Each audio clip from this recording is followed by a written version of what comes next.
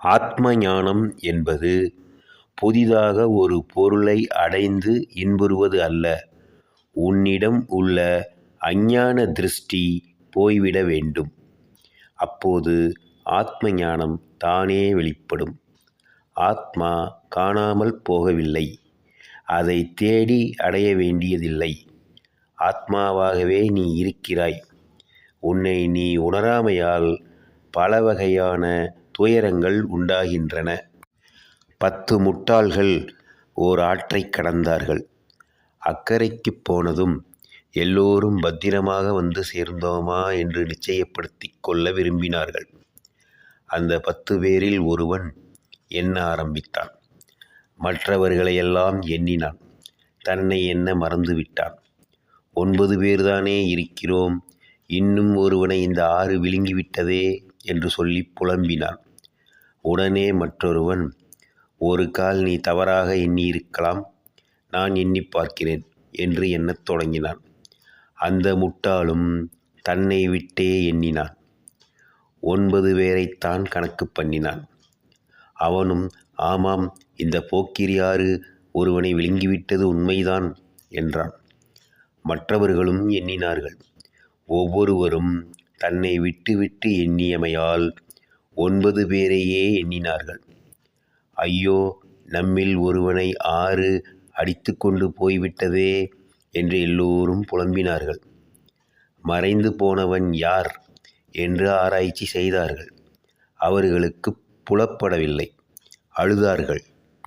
அப்போது அந்த பக்கம் வேறு ஒரு வழிப்போக்கன் வந்தான்.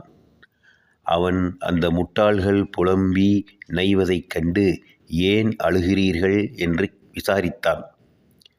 நாங்கள் 10 பேர்கள் புறப்பட்டோம். ஆற்றைக் கடந்து வந்த பிறகு எண்ணிப் பார்க்கையில் 9 பேர்களே இருக்கிறோம். ஒருவனை இந்த ஆறு கொண்டு போய்விட்டது என்றார்கள். வழிப்போக்கன் அவர்களைப் பார்த்தான். 10 பேர்களும் இருப்பது தெரிந்தது.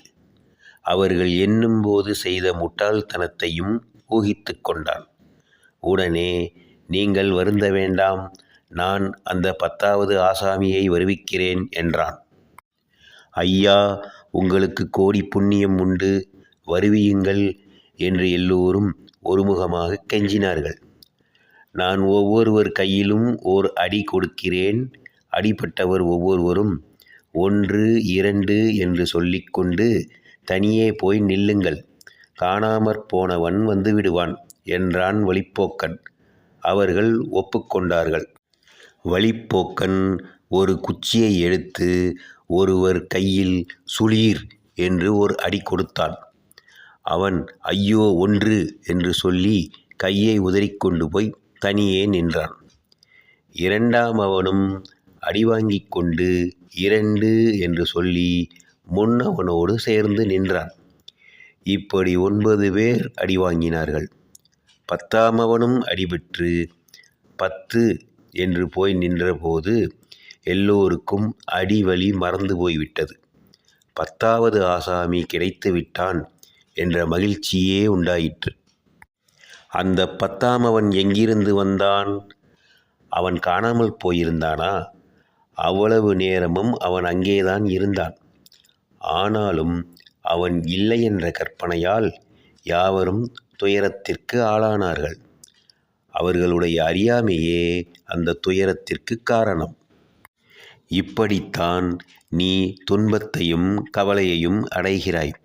சர்வ பரிபூரண சத்தாக நிற்கும் உன் இயற்கை உண்மையை குறுக்கிக் கொண்டு நான் தனியே நிற்கும் ஜீவனெனத் துன்புறுகிறாய். இல்லாததாகிய விலங்குகளைத் தகர்த்தெறிய வேண்டுமென்று கற்பனை செய்து கொண்டு சாதனையை மேற்கொள்கிறாய். அந்தச் சாதனை விலங்கு உண்மை என்ற உறுதியின் மேல் மேற்கொள்வதுதானே. அப்படி இருக்க அது எப்படி துயரத்தை போக்க உதவும்? ஒவ்வொருவனாக எண்ணிய முட்டாள் அறியாமையில் தன்னை மறந்து விடுகிறானே. ஆகையால் சுத்த சச்சின்மாத்திர அகண்ட ஆத்மாவாக நீ உன்னை அறிந்து கொள் என்கிறேன். நீ என்றும் அந்த ஆத்மாவே. அதற்கு நீ அந்நியன் அல்ல. ஆகையால் நீ அதை அறியாமல் இருக்க முடியாது. உனது அஞ்ஞானம் வெறும் கற்பனையே.